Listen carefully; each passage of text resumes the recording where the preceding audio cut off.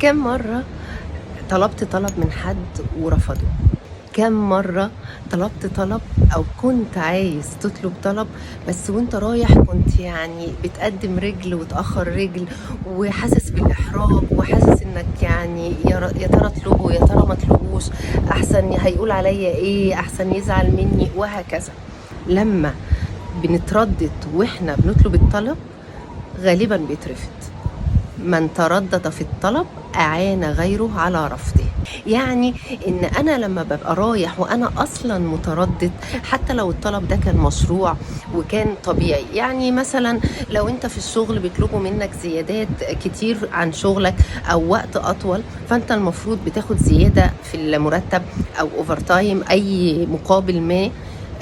فطبيعي انك تطلب ده، وطبيعي انك تقول ده. لما بتروح تطلب الطلب ده وانت متردد كده، او انت قلقان، او انت محرج، بيترفض.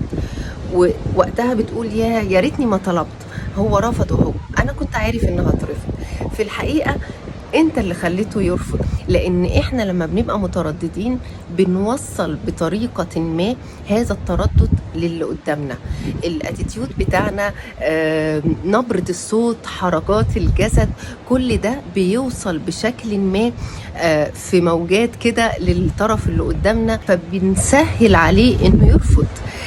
احنا دايما لازم نفكر ان احنا قنوات وفرة لبعض، سواء لما بنيجي نطلب او لما بيطلب مننا. وافتكر كويس قوي، انت نتيجة لما تعتقده.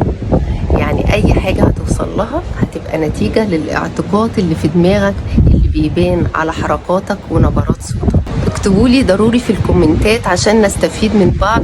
هل فعلا حصل معاكم مواقف شبهة ان انتوا طلبتوا طلب مشروع وشايفين انه كويس لانكم كنتوا مترددين اترفض؟ علشان كلنا نتناقش في الموضوع ده.